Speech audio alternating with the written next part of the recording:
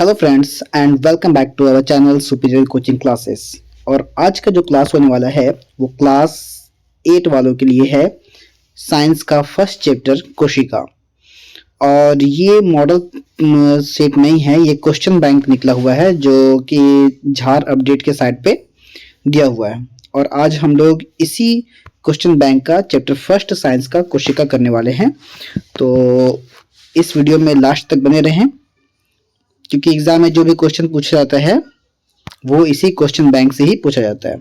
तो चलिए पहला क्वेश्चन है। तो पहला क्वेश्चन है, केंद्रक में कौन सा द्रव्य पाया जाता है?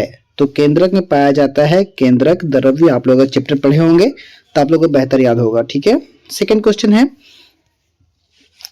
जंतु कोशिका में क्या अनुपस्थित होता है? तो जंतु कोशिका में कोशिका भित्ति नहीं होता है। ओके, जंतु कोशिका में कोशिका भित्ति नहीं होता है। कोशिका भित्ति सिर्फ पादप कोशिका में होता है, पेड़ पौधों में जो छाल होता है। ठीक है।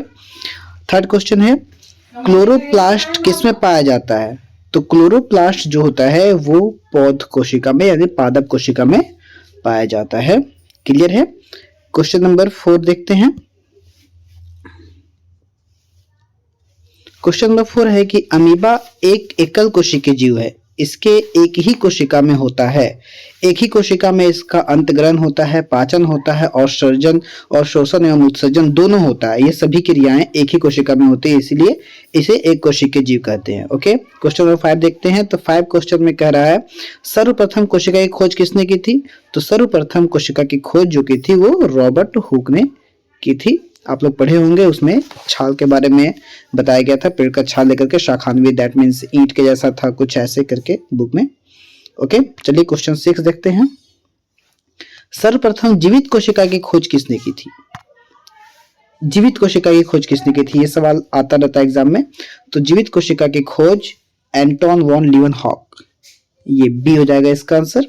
7वां में है, सजीवों के शरीर की सबसे छोटी रचनात्मक और क्रियात्मक इकाई को कोशिका कहते हैं। ठीक है, ये कोशिका की परिभाषा है। ओके। क्वेश्चन नंबर 8 है, इनमें से आकार में सबसे छोटी कोशिका किसकी है? आकार में सबसे छोटी कोशिका जो होती है वो माइकोप्लाज्मा है। सबसे छोटी कोशिका माइकोप्लाज्मा की होती है।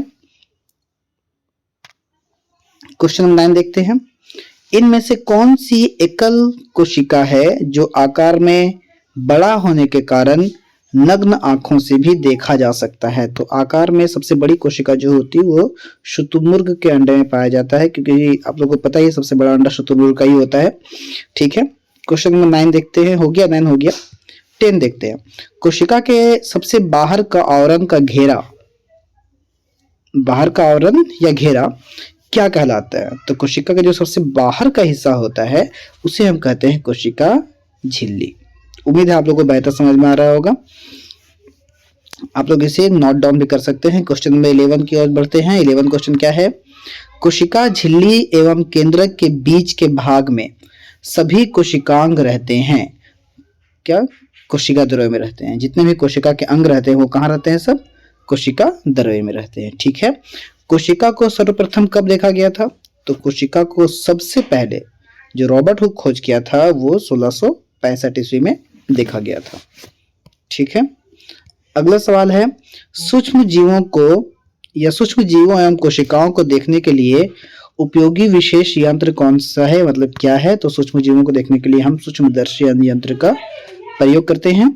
कोशिका का ऊर्जा गृह मतलब ऊर्जा घर किसे कहा जाता है? तो कोशिका का ऊर्जा घर जो होता है वो माइटोकॉन्ड्रिया होता है। इसे बिजली घर भी कहते हैं। कोशिका का बिजली घर भी माइटोकॉन्ड्रिया होता है। क्वेश्चन को इस तरह से ही पूछ सकता है कि बिजली घर किसे कहते हैं। एक कोशिकीय जीव का उदाहरण निम्नलिखित में से कौन सा है? तो एक कोशिकीय जीव सिर्फ और सिर्फ अमीबा है। पैरामीशियम भी है, लेकिन यहाँ पे ऑप्शन में पैरामीशियम नहीं दिया हुआ। आप यहाँ पैरामीशियम पे देगा, कोई दिक्कत नहीं। अगर पैरामीशियम यहाँ पे अगर दे दिया तो आप पैरामीशियम में भी टिक मार सकते हैं। ठीक है। 16 क्वेश्चन कह रहा है कि कोशिका में गुणसूत्र कहाँ पाए जाते हैं?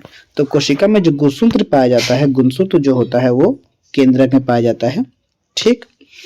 समान कोशिकाओं का समूह जो एक विशिष्ट अंग का निर्माण करता है उसे हम कहते हैं उत्तक। वैसे भी आप लोग जानते हैं कोशिकाओं का समूह जहां होता है वो उत्तक होता है, जो कि हमारा शरीर पूरा उत्तक से ही बना हुआ है। ओके, अगर आप लोगों को किसी भी टॉपिक में प्रॉब्लम हो पढ़ने में, चाहे वो मैथ्स का टॉपिक हो, साइंस का हो या इंग्लिश का हो, तो आप हमें कमेंट सेक्शन में कमेंट करके बता सकते हैं। ओके, मिलते हैं अपने नेक्स्ट वीडियो में।